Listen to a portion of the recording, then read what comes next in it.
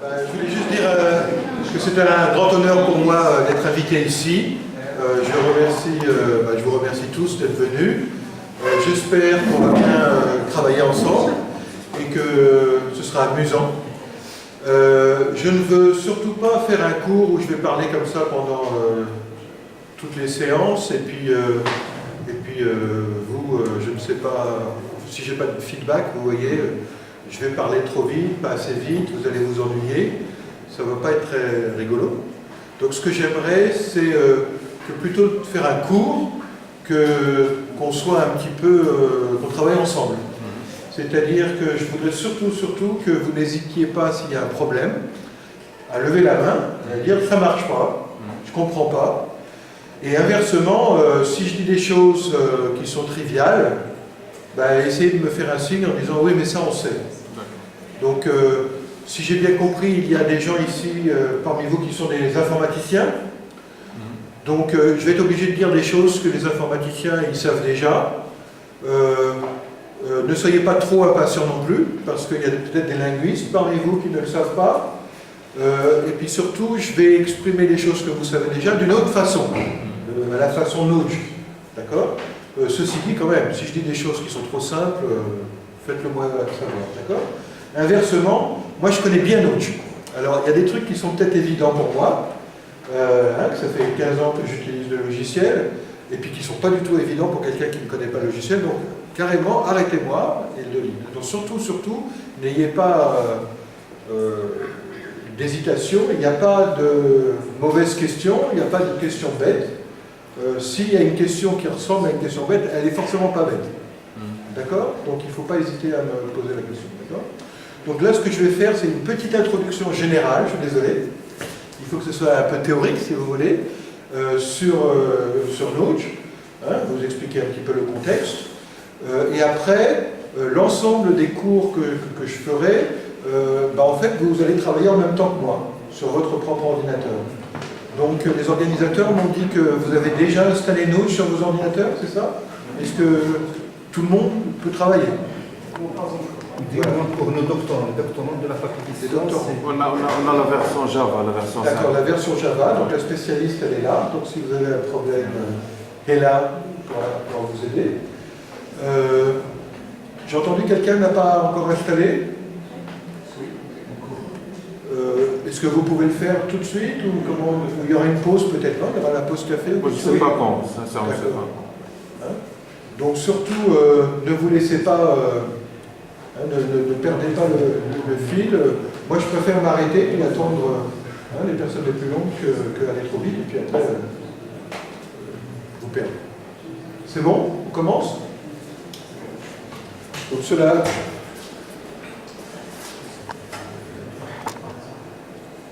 donc sur l'introduction, donc qu'est-ce que c'est que ce logiciel Nudge? Un petit historique. Donc moi j'avais fait une thèse dans un laboratoire qui s'appelle le Laboratoire d'automatique documentaire et linguistique, LADL, du professeur Maurice Gross. Et pendant cette thèse, si vous voulez, quand je suis arrivé dans ce laboratoire, moi j'étais informaticien. Et j'ai vu que dans ce laboratoire, il y avait des données, des bases de données énormes sur la langue. Donc le LADL construisait des dictionnaires de large couverture, donc ils avaient tous les verbes, la séparation des sens, etc. pour le français. Et moi, je suis devenu un petit peu fou, quoi. C'est un petit peu comme si vous tombez sur une mine d'or, d'accord? Et personne n'avait jamais eu l'idée d'utiliser l'ordinateur pour faire de l'analyse automatique avec ces données-là. Donc il y avait des informaticiens au LADL, mais ces informaticiens, ils se contentaient simplement de faire des bases de données, de façon à ce qu'un linguiste, quand il cherche un verbe, vous voyez, hop, l'ordinateur pouvait lui donner tous les sens du verbe. Mais il n'y avait pas d'analyse automatique. Donc j'ai commencé à travailler là-dessus. Donc j'ai fait une thèse au LADL avec deux chapeaux, deux casquettes. D'un côté informaticien, j'ai commencé à construire le premier logiciel qui permet de faire l'analyse lexicale du français. Alors les informaticiens connaissent peut-être... Vous pouvez lever la main là pour voir la quantité... Combien il y a d'informaticiens parmi vous? Ah bah oui, d'accord, vous voyez. Et combien de linguistes? D'accord, donc la majorité ce sont des informaticiens. Donc les informaticiens connaissent bien les techniques de construction des compilateurs. Alors lors de la première phase de la compilation, il y a ce qu'on appelle l'analyse lexicale. Vous connaissez les logiciels type Lex, Bison, oui. Et ben moi, mon rêve, si vous voulez, ma thèse, c'était de construire un Lex, un logiciel d'analyse lexicale, mais pour le français. Sachant qu'au lieu d'analyser des tokens, vous savez, des mots-clés comme while, if, do, ben moi je voulais analyser des mots-clés comme maison, table, chaise. D'accord ? Et puis bien sûr, la grosse difficulté, c'est que les logiciels, les langages de programmation ne sont pas ambigus, heureusement. Comment on ne saurait pas ce que l'ordinateur fait.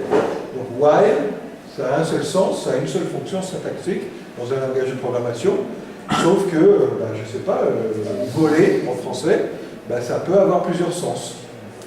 Donc l'analyseur lexical que j'ai construit pendant ma thèse, c'était comme un lex, sauf que le résultat de l'analyse lexicale, c'était pas juste un token, mais c'était plusieurs tokens possibles, plusieurs fonctions possibles pour chaque mot. Et là où ça s'est compliqué, c'est que quand on a... il n'y a pas que des mots simples, un petit peu comme dans les logiciels, comme dans les langages de programmation, il y a aussi des mots composés. Donc en français, quand un Français il parle et qu'il dit pomme de terre, je peux vous garantir, il ne pense même pas à la pomme. Et il ne pense pas à la terre. Une pomme de terre, c'est comme si c'était un seul mot. Mais quand on fait un logiciel d'analyse automatique, l'ordinateur qui est bête, il va voir trois mots. Donc il a fallu redéfinir la notion d'unité de traitement. Et c'est ce que j'appelle les unités atomiques linguistiques. Ce ne sont pas des mots au sens informatique. Dans cette notation, dans cette terminologie, une unité linguistique atomique, pomme de terre, c'est une unité. Et par unité atomique, vous savez, les scientifiques, ça veut dire, on ne peut pas le découper. Donc pomme de terre, dans le logiciel Nouge, c'est un mot. C'est une unité linguistique atomique. D'accord ? Alors bien sûr, ça pose des problèmes parce qu'on pourrait imaginer des phrases comme « Luc recouvre la pomme de terre cuite » ou de terre mouillée. Alors là, on a bien pomme de terre, mais ce n'est pas une unité atomique, c'est trois mots, trois unités. Donc le résultat de l'analyse lexicale commence à se compliquer. Non seulement les mots peuvent être ambigus, mais il peut y avoir des ambiguïtés entre les mots simples et les mots composés. Et même quand on a un seul mot, on peut avoir aussi des ambiguïtés. Par exemple, en français, le verbe « relever », il peut vouloir dire soit le professeur relève les copies, mais il peut aussi vouloir dire « je relève la main » une deuxième fois. Vous voyez, le « re », c'est un préfixe de répétition. Et donc j'ai cru comprendre qu'en arabe, vous avez aussi des phénomènes d'agglutination. Donc vous avez quelque chose qui ressemble à un mot, mais en fait il faut le découper. Donc c'est plusieurs mots. Et ça crée aussi des ambiguïtés. Et enfin, il y a aussi des unités linguistiques atomiques, donc des espèces d'éléments du vocabulaire, quand on apprend le français, qu'il faut connaître, mais qui sont qui ne peuvent pas être considérés comme des mots parce qu'ils peuvent avoir des éléments discontinus. Par exemple, en français, si je dis prendre quelque chose en compte, prendre en compte, en fait, c'est une unité du vocabulaire, mais c'est difficile de l'analyser d'un point de vue informatique, parce que je peux avoir 25 mots entre prendre et en compte. Je peux dire, le professeur a pris la réunion dont nous avons discuté avant-hier en compte. Vous voyez ? Donc prendre en compte, c'est un seul mot. Enfin, il ne faut plus parler de mots, c'est une unité de la langue, une unité linguistique. Et si vous apprenez le français en seconde langue, il faut les connaître, ces expressions discontinues. Casser sa pipe, vous savez ce que ça veut dire en français ? Mourir. Vous voyez, il y a plein d'expressions que quelqu'un qui ne connaît pas le français, il faut qu'il apprenne. Et je suis sûr qu'en arabe, il y a plein d'expressions discontinues aussi. Il y a des langues, en particulier l'anglais, si vous faites de l'analyse automatique, je pense que l'anglais, il faut y penser, où les expressions discontinues sont systématiques, correspondent à une énorme proportion du vocabulaire. En particulier les verbal phrases, je ne sais pas si vous connaissez, c'est un verbe avec, par exemple, to turn the light off. Vous voyez, turn off, c'est un mot en fait, c'est un verbe. Oui, mais il y a turn, et puis il peut y avoir 25 mots off à la fin. Vous voyez, il y a il y a au moins une dizaine de milliers de verbes en anglais qui ont ça. Turn off, to give up, abandonner, find out, check out, vous voyez. Donc tout ça, ce sont des choses qui posent des gros problèmes aux analyseurs automatiques. Et en vérité, je fais ma petite publicité, à ma connaissance, il n'y a que Nudge qui peut traiter ça. C'est-à-dire que si vous allez regarder tous les logiciels d'analyse automatique de texte, par exemple américains, vous savez, les taggers, vous avez entendu parler d'étiquetage automatique, et bien quand ils ont turn off, ils vont dire turn c'est un verbe, et off c'est une particule, donc ils considèrent que ce sont deux mots, et ça pose des problèmes énormes, d'ambiguïté, etc. Et moi j'ai envie de dire que, quand vous connaissez tous Google Translate, hein, je ne sais pas si vous êtes amusé avec, bon ben, c'est très très facile d'avoir un gros éclatement de rire hein, en voyant les résultats. Vous tapez un petit texte, un petit paragraphe en arabe, vous le traduisez dans n'importe quelle langue, en français, avec Google Translate, vous faites un copier-coller et vous le retraduisez en arabe. Vous voyez ce que je veux dire? Et bien là, je vous garantis, vous êtes mort de rire. Mort de rire. Voilà. Et bien si on regardait précisément pourquoi, où est-ce qu'il s'est trompé, si vous voulez, et bien c'est que des choses comme ça. Ce seront des mots composés, des agglutinations ratées, et puis des expressions discontinues qu'il n'a pas traitées. Donc ça, j'ai envie de dire, si vous pouvez créer un logiciel, quel qu'il soit, traduction automatique, tagger, analyseur automatique, résumé automatique, recherche d'informations, les search engines comme Google par exemple, Google Search ou Bing, qui traite pas simplement les mots au sens séquence de lettres, mais au sens vraiment linguistique. Hein, pomme de terre, c'est un mot, prendre en compte, c'est un mot, turn off, c'est un mot, mais là vous allez révolutionner le monde. Vous pouvez créer un Google Killer. Voilà. Vous pouvez créer la prochaine version d'un moteur de recherche intelligent qui comprendra ce qu'on fait. D'accord? Alors ma thèse, donc c'était ça, l'analyseur lexical. Bien sûr, dans un compilateur, il n'y a pas que des analyseurs lexicaux, il y a aussi l'analyseur syntaxique. Donc moi j'ai continué. Et puis bien sûr, il faut un analyseur morphologique et un analyseur sémantique. Donc la première version, si vous voulez, d'un logiciel qui permet... Quelle question? La première version d'un logiciel un petit peu global, si vous voulez, sur la langue, comment décrire tous ces phénomènes, c'était le logiciel Intex, qui est sorti en 1993 et qui a été utilisé au départ par les chercheurs et les étudiants et les doctorants du laboratoire LADL pour décrire le français, puis les amis du LADL pour décrire l'italien, l'espagnol, l'arabe, etc. Je crois que c'était toi qui t'occupais de ça. Alors, très rapidement, je sais que les informaticiens, hein, vous êtes compétents en algorithmique, hein, donc vous savez que les analyseurs lexicaux, on peut les construire avec ce qu'on appelle des machines à état fini, des automates finis, des transducteurs finis. Donc ça permet de construire des algorithmes qui sont très très rapides. On peut avoir un temps linéaire si vous déterminisez un automate. Vous pouvez passer sur des grands textes. Et très rapidement, il y a des gens qui ont utilisé un texte, pas simplement pour décrire les langues, mais aussi pour analyser des gros textes. Alors gros textes, j'entends plusieurs centaines de mégas de textes. Donc par exemple, en 1995, je crois, on avait, au LADL, on avait plusieurs années du journal Le Monde. Alors, Le Monde, c'est un quotidien hein, français, bien connu. Un an, journal Le Monde, dans un fichier, c'était 170 mégas.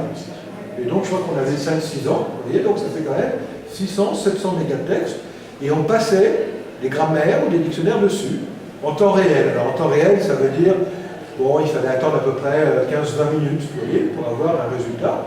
Ce qui était quand même à l'époque révolutionnaire, parce que c'était sur des micro-ordinateurs. Hein.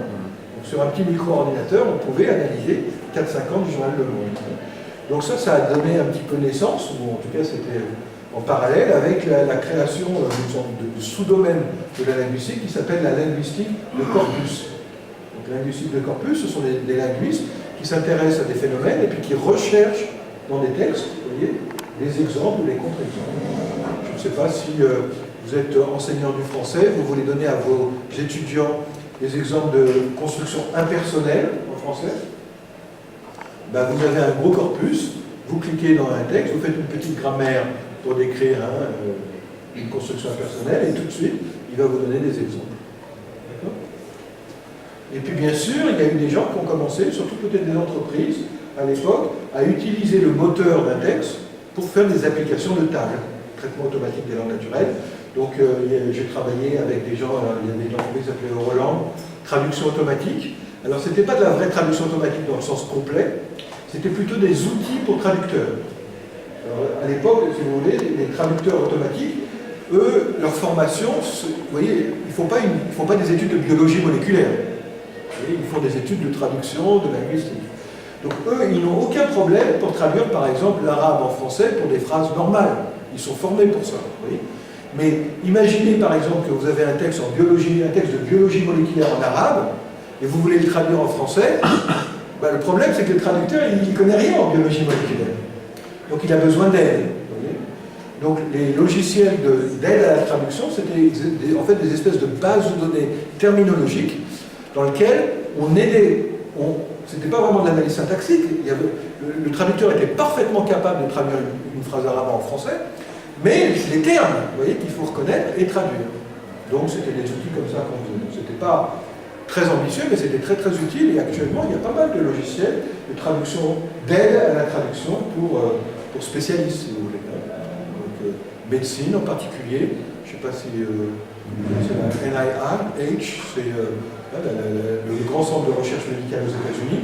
Ils ont une base de données qui contient des millions de termes médicaux, vous voyez, et chaque langue peut donner ses équivalents, et on peut aider comme ça les traducteurs.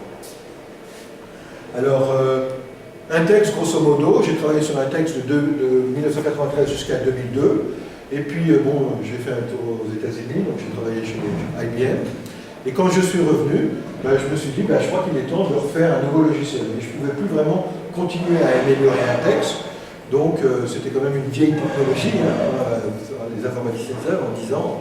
Et donc j'ai construit un nouveau logiciel à partir de zéro qui s'appelle Notch, et c'est ça qu'on va voir aujourd'hui. Alors pour ceux qui voient, les informaticiens, un texte était créé en C, langage C, et Notch était créé en C#, C dièse, c'est-à-dire orienté objet. C'est un langage orienté objet qui a la possibilité de traiter la mémoire, il n'y a plus de problème de gestion de mémoire, des choses comme ça, avec une technologie plus moderne. Alors, moi ce que je vais faire pendant cette semaine, je vais vous montrer comment utiliser Notch. Mais je ne vais pas vraiment discuter du pourquoi. Pourquoi Notch fait les choses de cette façon. Donc si ça vous intéresse, je peux vous donner la référence. Donc il y a un livre qui s'appelle La formalisation des langues, l'approche de Notch. Vous pouvez bien sûr l'acheter. S'il y a quelqu'un qui s'intéresse à l'acheter, moi j'ai des prix, parce que je suis auteur, donc je peux vous le faire à 50%. Mais il y a aussi une version, comment on appelle ça, e-book, vous savez, donc il est là qui est vraiment pas cher.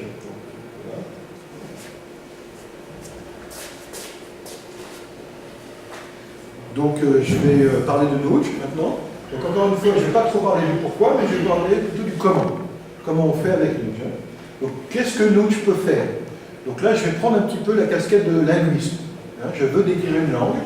Comment je fais? Qu'est-ce que je décris si je veux décrire la langue arabe?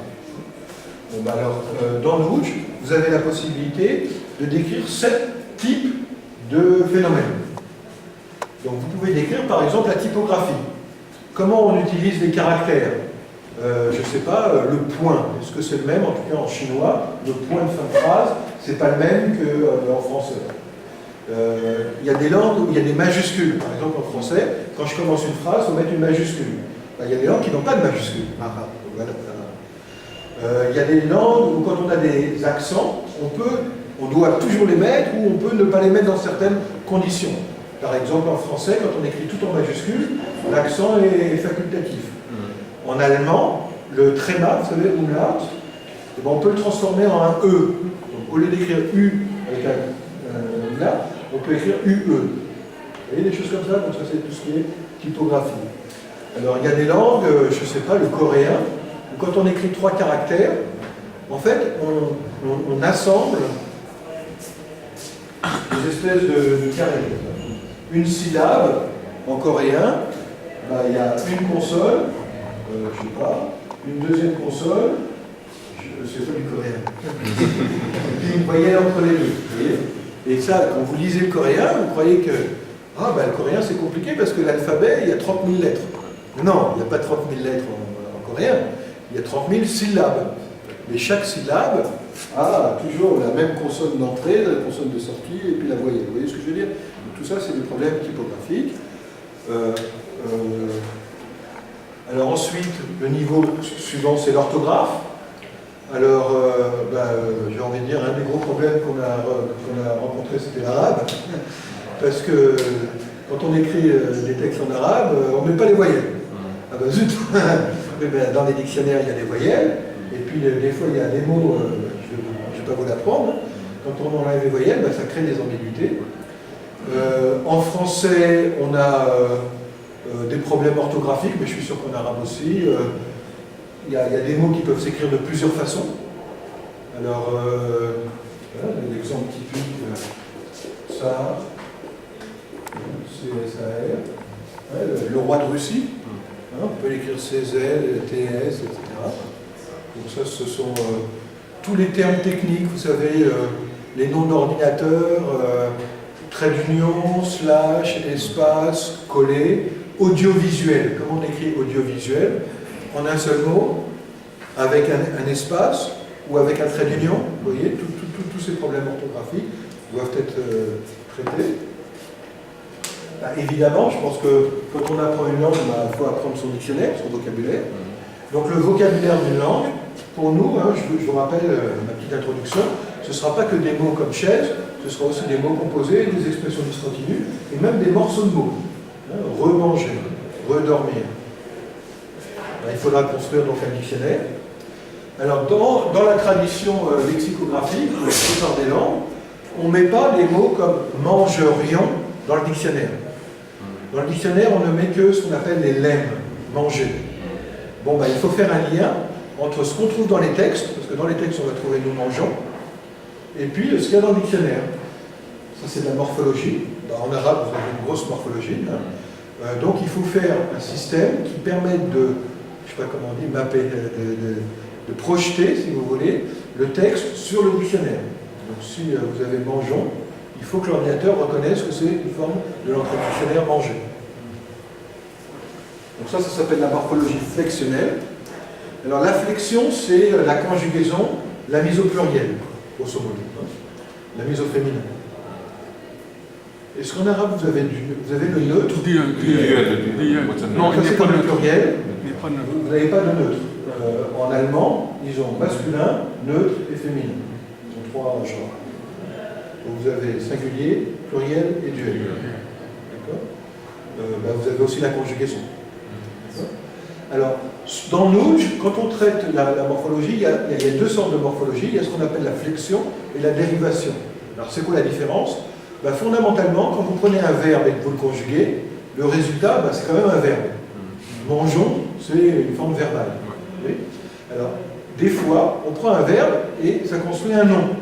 Par exemple, manifester, les étudiants vont manifester demain. On prévoit une grande manifestation des étudiants demain. Manifestation, ce n'est pas un verbe, c'est un nom.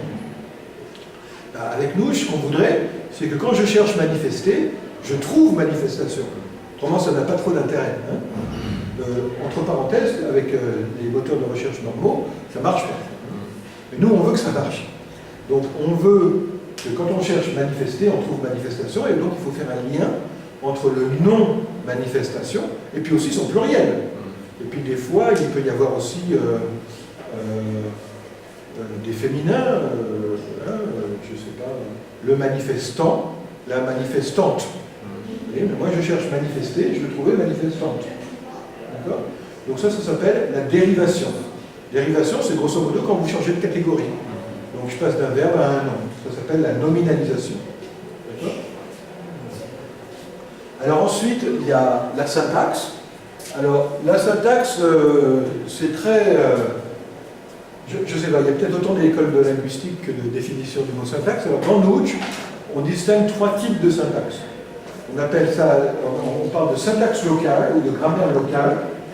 Toutes les espèces de... Alors, syntaxe, déjà, c'est grosso modo, quand vous pensez à syntaxe, vous pensez à combinaison de mots, combinaison d'unités linguistiques. Vous voyez, si je mets un déterminant avec un nom et un adjectif, ça c'est la syntaxe. D'accord? Alors, il y a dans Nouge, on distingue trois types de syntaxe. La syntaxe locale, on parle aussi de grammaire locale, ça permet de reconnaître des espèces d'expressions qui sont en général continues, donc des espèces de blocs de mots dans la phrase. D'accord? Alors pour les informaticiens, vous allez tout de suite comprendre, ça peut être reconnu par des machines à état fini, des automates. Donc c'est toute la partie de la langue qui peut être reconnue par des automates finis, par des grammaires locales. Alors pourquoi c'est important? Parce que quand on recherche des informations dans les textes, souvent ce qui m'intéresse, c'est par exemple de rechercher, je ne sais pas, toutes les phrases qui parlent de carte bancaire. Oui. Bon, mais je ne veux pas juste chercher le mot carte suivi de bancaire, je veux chercher tous les synonymes. Vous voyez. Donc je vais chercher carte bleue, carte Visa, American Express, et tout ça. Et quand vous décrivez tout ça, eh ben, on va en fait construire ce qu'on appelle un automate fini. Vous voyez.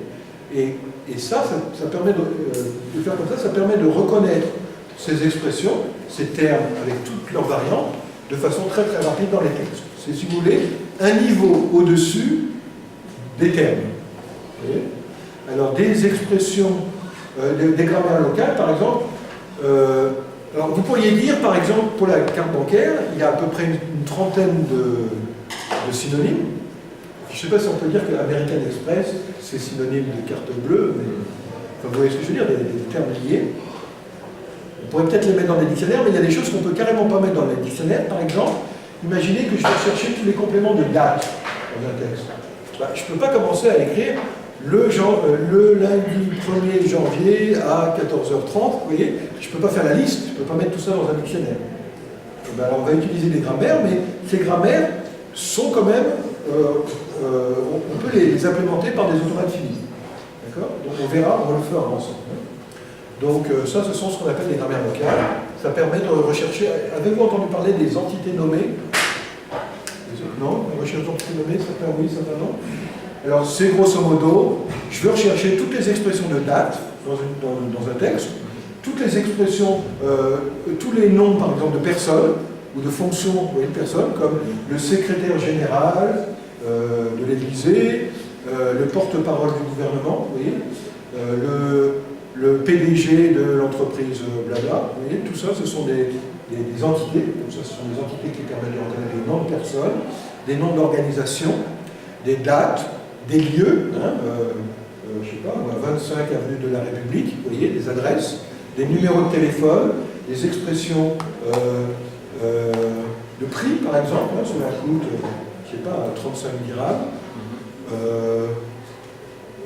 des expressions de température, la météo, vous voyez, tout ça, ce sont des espèces d'entités qu'on peut reconnaître, oui. En fait, pour les noms ambigus, noms propres qui peuvent signifier très bien nom propre, non ancien nommé, mais un nom propre. Alors ça, on va en parler bien sûr. Quand je parle de reconnaissance à ce niveau-là, la reconnaissance, c'est très important, c'est une question très stratégique. Quand je parle de reconnaissance, ça veut juste dire que j'ai reconnu quelque chose, mais ça ne veut pas forcément dire que cette chose-là est présente. Donc je reprends l'exemple de pomme de terre que je vais essayer. On va, grâce au lexique, on va dire quelque part que pomme de terre c'est un mot français. Oui. Donc à chaque fois qu'on va passer les grammaires et les dictionnaires sur un texte, à chaque fois qu'il va trouver pomme de terre, il va dire, ah bah tiens, ça c'est un mot français. Mais ça ne veut pas dire que ce mot, dans cette phrase particulière, c'est vraiment une pomme de terre. Vous voyez ce que je veux dire? Donc l'ambiguïté, on ne va pas la résoudre quand on va appliquer un dictionnaire. Pour la résoudre, il va falloir faire des analyses plus loin. Peut-être syntaxique, peut-être sémantique. Donc quand on trouve, par exemple, c'était mon exemple là, il recouvre une pomme de terre mouillée, l'ordinateur, quand on va appliquer le dictionnaire, il va dire, ah, pomme de terre, ça peut être un mot, mais j'ai aussi pomme qui peut être un mot, de qui peut être un mot, et terre aussi. Donc l'ordinateur, l'analyseur lexical, il ne va pas résoudre les ambiguïtés. Et en arabe, comme vous n'avez pas de majuscule, c'est peut-être votre question, il va trouver un nom propre, parce qu'il va dire, je ne sais pas, tel mot, ça pourrait être un nom propre, mais comme il n'y a pas de majuscule, peut-être que ce mot, il peut aussi vouloir dire un mot commun. Donc l'ordinateur, qu'est-ce qu'il va faire? L'analyseur lexical, il va donner les deux possibilités. D'accord? Ça, c'est l'analyseur lexical. Quand on va passer à l'analyse syntaxique, c'est quelque chose qui permet de reconnaître des contextes, le contexte des mots. Alors moi, je ne connais pas l'arabe, hein, mais vous pouvez imaginer que s'il y a écrit Monsieur blablabla a déclaré que, et ben, même si blablabla n'a pas de majuscule, on sait que c'est un nom propre.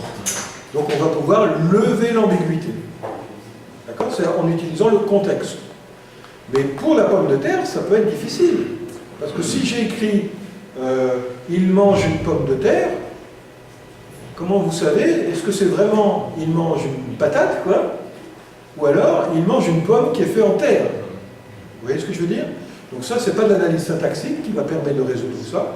Qui va permettre de résoudre ça, c'est plutôt de l'analyse sémantique, voire pragmatique. Analyse du contexte. D'accord?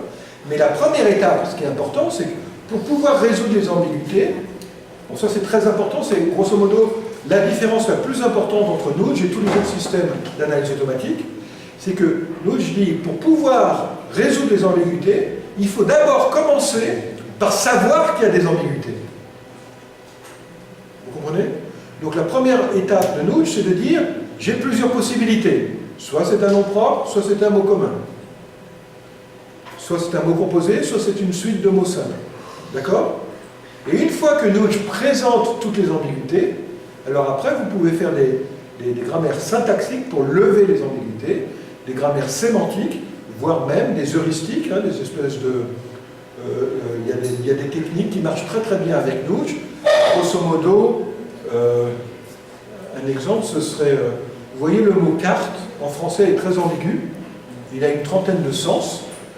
Ça peut être une carte géographique, voyez, ou une carte de paiement. Ça peut être une carte d'identité, ça peut être une carte mère, vous savez, une carte électronique, il y a plein de sens possibles. Bon, ben, il y a une heuristique qui marche très bien, c'est quand vous avez un texte technique, si vous voyez que le texte il parle de carte Visa, et ben, dans la suite du texte, s'il y a juste écrit carte, ben, on va dire que c'est toujours une carte bancaire. Vous voyez, on peut... Ça marche très très bien. Oui?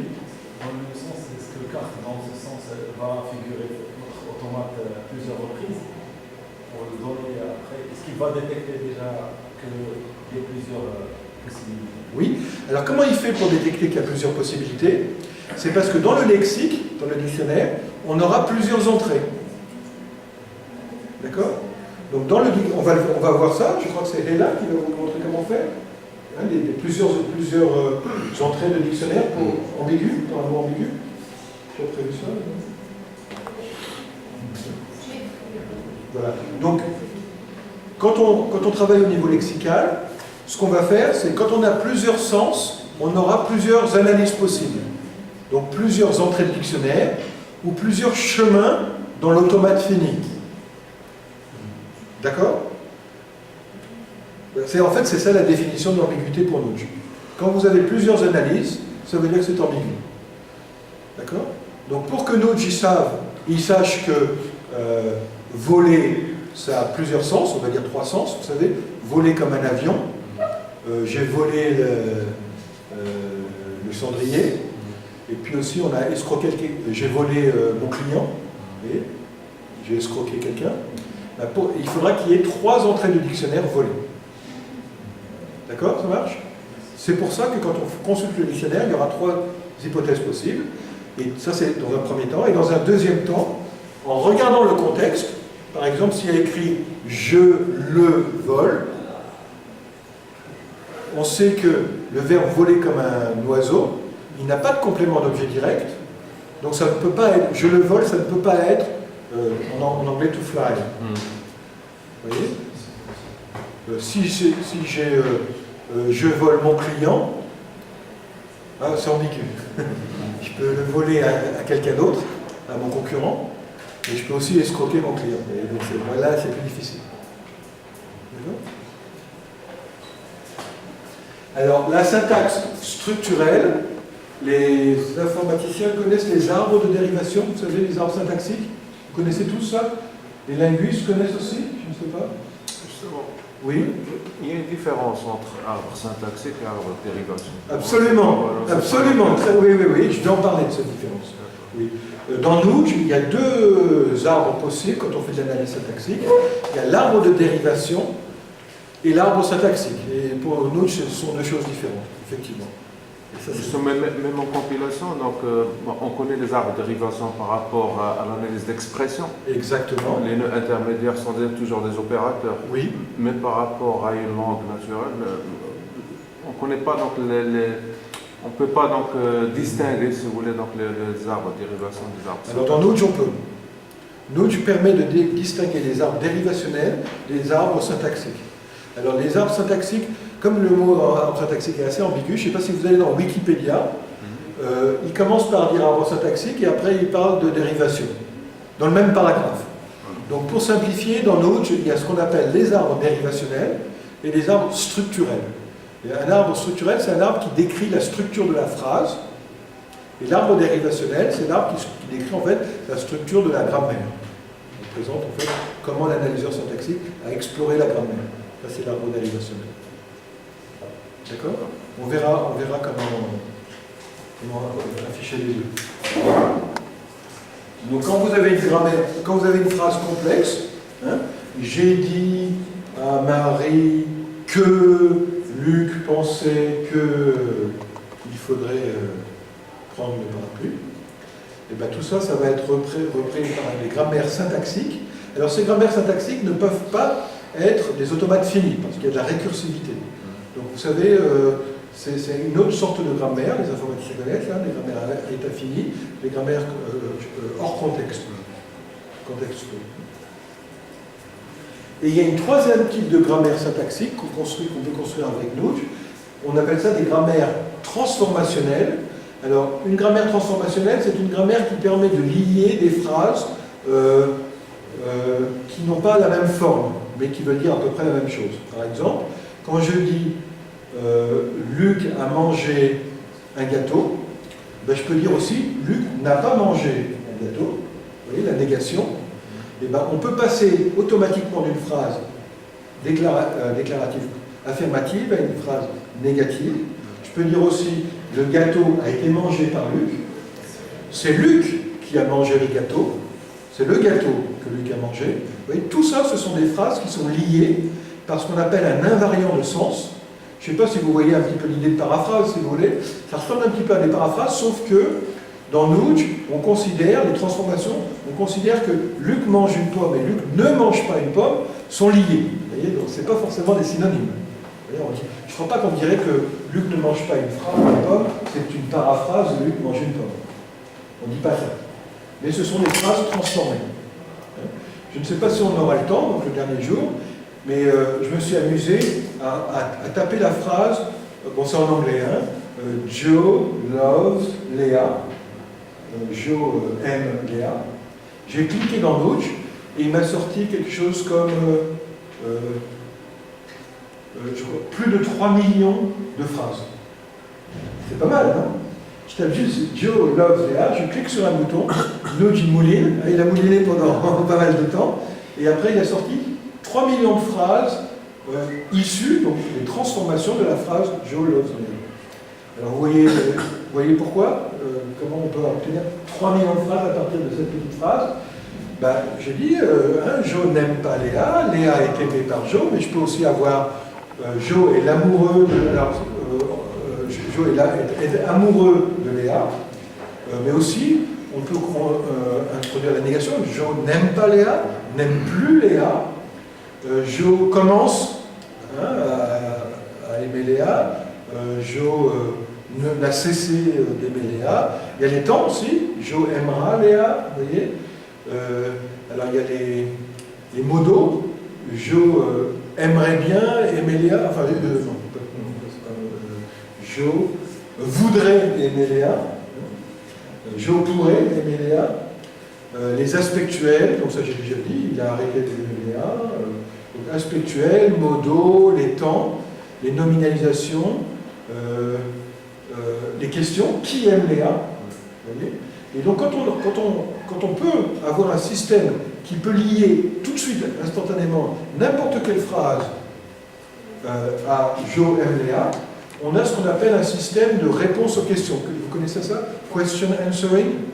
Mais ça, c'est, pour moi, je trouve que, enfin, en tout cas, c'est spectaculaire, mais pour moi, c'est révolutionnaire dans le sens où on n'est plus comme dans Google Search, où on cherche un terme, mais moi, si je tape qui aime Léa, eh ben, le système est capable de trouver toutes les phrases du type XX aime Léa, et donc si on passe ça sur un texte, il va trouver la réponse. D'une certaine façon, les questions et les réponses, ce sont des transformations les unes des autres. Vous voyez ce que je veux dire? Si je peux lier je aime Léa, qui aime Léa, ben je peux lier qui aime Léa à je aime Léa. Donc on a un système qui pour moi serait révolutionnaire par rapport aux outils de recherche actuels. Alors, il y a quand même une limite, hein, on ne peut pas faire n'importe quoi. Il faut garder la variante, vous voyez, lexicale, c'est-à-dire c'est aimer avec, vous vous souvenez, j'avais dit que manifestation, pour moi, c'est une entrée c'est une forme de manifester. Donc amoureux, ça marche. Mais, vous voyez, si j'ai Jo n'aime pas Léa, n'aime pas du tout Léa, le système ne peut pas lier ça à Jo hait Léa. Vous voyez ce que je veux dire? Haïr, c'est pas une forme de aimer, même négative. Donc c'est pas tout à fait la réponse aux questions, mais quand même, si je peux lier 3 millions de phrases en voyant que c'est un invariant, j'ai la possibilité, enfin j'ai une possibilité d'application spectaculaire. Alors, une chose que vous allez voir, alors, il y a des gens qui disent que ça, c'est pas de l'analyse syntaxique, que c'est de l'analyse sémantique. Donc, vous voyez, si vous n'êtes pas capable de passer de Jo aime Léa à Je n'aime pas Léa, ben, en fait, c'est un opérateur sémantique, hein, la négation. Vous voyez aussi, est-ce que vous connaissez Prolog? Les informaticiens, vous connaissez ça, non? La notation logique, vous savez, la notation de prédicat. Vous voyez, si j'ai Luc mange une pomme, bon, si j'ai la possibilité de faire une grammaire qui va transformer ça en une pomme est mangée par Luc, je peux aussi construire très facilement une grammaire qui va écrire manger, entre parenthèses, Luc, virgule, pomme. Vous voyez? Donc ça, c'est une notation qu'on appelle une notation prédicative. On a un prédicat, 2 arguments.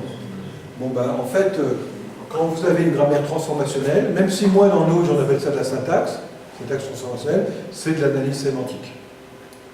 Et on va voir, en fait, ici, là, que quand je peux faire de la paraphrase, ben, si j'ai le même outil de paraphrase qui, au lieu d'utiliser un dictionnaire monolingue, utilise un dictionnaire bilingue, ou multilingue, ben, j'ai de la traduction automatique. Donc tout ça, c'est lié. Si vous avez un système qui permet de prendre une phrase et puis la modifier, et puis vous voyez, là, j'avais mange, et puis là, j'ai mangé. Bon, ben, imaginez que dans l'entrée du dictionnaire manger, il y a eat, vous voyez, en anglais, ben, je peux tout aussi bien écrire Luke eats an apple. Donc on a la traduction automatique gratuitement, si vous avez de l'analyse transformationnelle. Toujours pour les informaticiens, la puissance nécessaire pour construire, pour implémenter un analyseur transformationnel, c'est une machine de Turing. C'est beaucoup plus puissant qu'un automate fini. Alors, une chose qui est spécifique à Notch par rapport à tous les autres outils d'analyse automatique, c'est que, qu'est-ce que c'est que l'analyse automatique pour Notch? Vous voyez, il n'y a pas d'analyse statistique. Je ne sais pas si vous avez utilisé les taggers, les corpus d'apprentissage, vous voyez tout ça? Il n'y a pas du tout de ça dans Notch. L'analyse automatique, dans Notch, ce n'est rien d'autre que de prendre des dictionnaires et des grammaires et les appliquer à un texte. Donc on construit des ressources linguistiques, en général des linguistes, on construit des dictionnaires et des grammaires, et quand on applique ces dictionnaires à des grammaires, ben c'est ça l'analyse, le résultat, c'est l'analyse automatique. Donc, alors il y a un analyseur statistique dans Notch, mais il n'est pas fait pour analyser le texte, c'est bizarre. Vous voyez, je clarifie ça. C'est-à-dire que quand on dit par exemple tel mot, hein, ça peut être un nom ou un verbe ou un nom propre, ça c'est grâce à des ressources linguistiques. Mais une fois qu'on a fait l'analyse linguistique, après on peut s'amuser à faire des études statistiques sur le résultat. Donc, par exemple, tout à l'heure je parlais des cartes bancaires. Une fois qu'on a vu que carte Visa, carte American Express, carte bleue, tout ça ce sont des occurrences du même mot, carte bancaire, et je peux commencer à faire de l'analyse statistique sur le concept carte bancaire. Vous voyez? Parce que j'aurais relié tout ça. Alors ça, c'est quelque chose que vous avez avec nous, qui est beaucoup plus puissant que tous les autres systèmes d'analyse, par exemple littéraires. Les littéraires, quand ils font des analyses statistiques, ils travaillent au niveau des mots, pas au niveau des concepts. Donc, pour les caricaturer, si vous voulez, un littéraire qui fait de l'analyse statistique, il va avoir un joli tableau dans lequel vous allez avoir à la colonne 3, vous allez avoir mangeons, et puis à la colonne 157, vous allez avoir mangeront, et puis il fait des outils, il n'a pas lié les deux. Donc on a une précision très très mauvaise par rapport à l'autre, où là, grâce à l'analyse linguistique, on sait que manger, c'est un concept, donc on peut faire des études statistiques sur, je sais pas, les repas chez Marcel Proust. D'accord? Alors, une dernière chose très importante, quand un linguiste, par exemple, ou un informaticien, construit ou implémente un dictionnaire ou une grammaire, sachez que, et ça c'est très important aussi, toutes les ressources linguistiques de Nouch peuvent être utilisées en analyse, mais aussi en génération. C'est-à-dire quand vous utilisez, par exemple, quand vous décrivez la conjugaison d'un verbe avec Nouch, ça va vous permettre d'analyser automatiquement un texte pour trouver que mangeons, c'est une forme de manger. Mais inversement, ça va aussi vous permettre, quand vous entrez manger, vous dites, tiens, j'aimerais bien avoir la première personne du pluriel de tout ça, et bien Nouch est capable de vous sortir manger. Donc, toutes les descriptions linguistiques sont neutres pour nous par rapport à l'analyse ou la génération. Ça, c'est aussi une caractéristique de nous.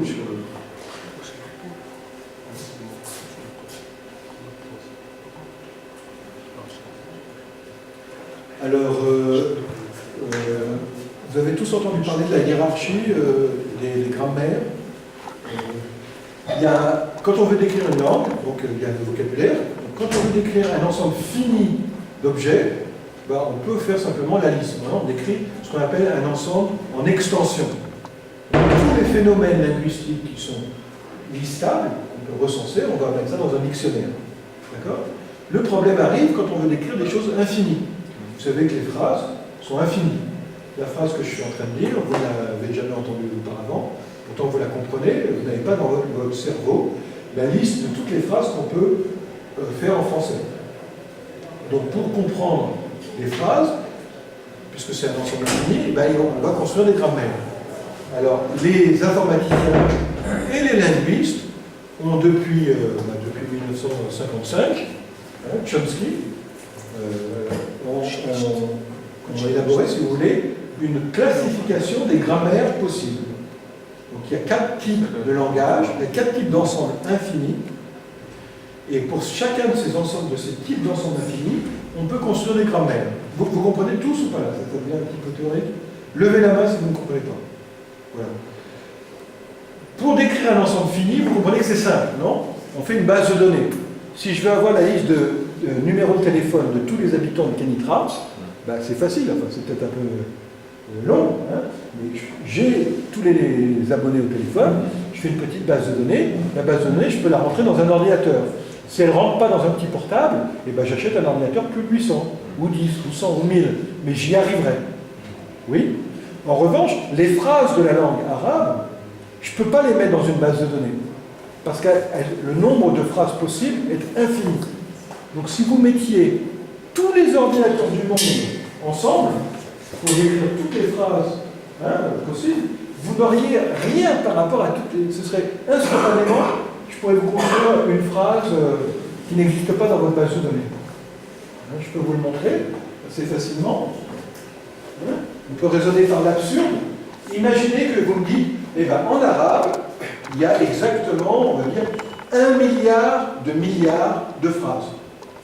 Voilà, et vous imaginez, tac, vous avez pris tous les ordinateurs d'Amazon, IBM, Microsoft, etc., tous ensemble, et là vous avez 1 milliard de phrases. Vous voyez, tout ça, chaque point, c'est des phrases, vous voyez. Et bien moi, en une seconde, je peux vous dire, on va dire, regardez, cette phrase, vous ne l'avez pas.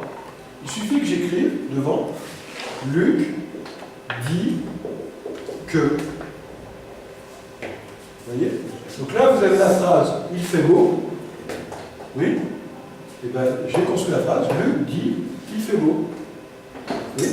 Et même si vous aviez la phrase Luc dit qu'il fait beau ici, par exemple là, ben, ça ne m'empêche pas de dire Luc dit que Luc dit qu'il fait beau. Oui. Donc là, qu'est-ce que j'ai fait là? Vous m'aviez dit qu'il y a 1 milliard de phrases en arabe, et là je vous dis tout de suite, en français ici, maintenant il y en a 2 milliards. Oui, j'ai doublé.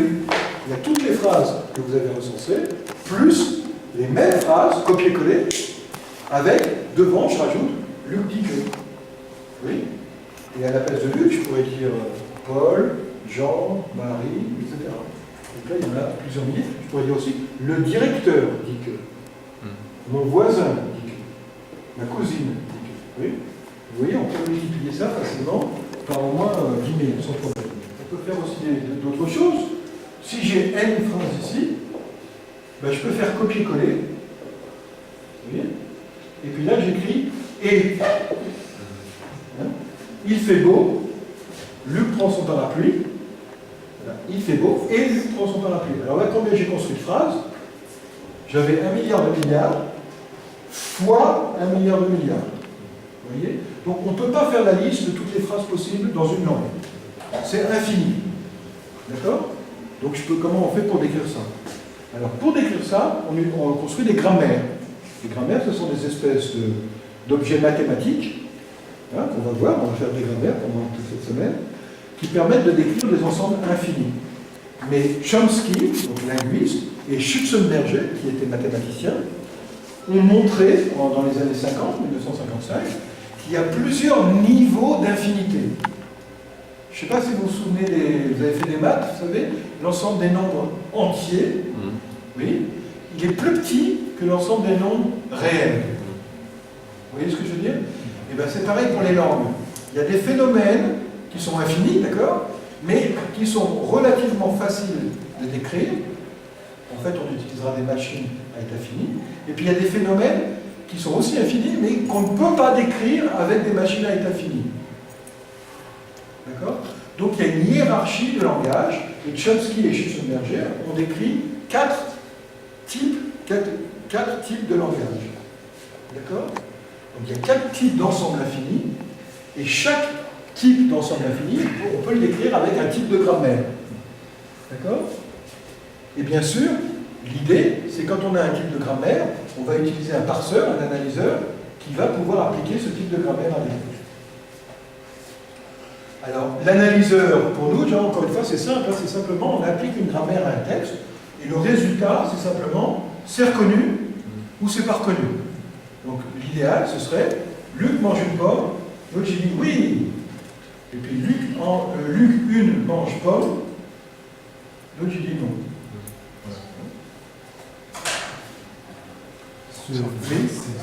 Au lycée, vous vous souvenez de l'ensemble des nombres entiers, 0, 1, 2, 3, 4, 5.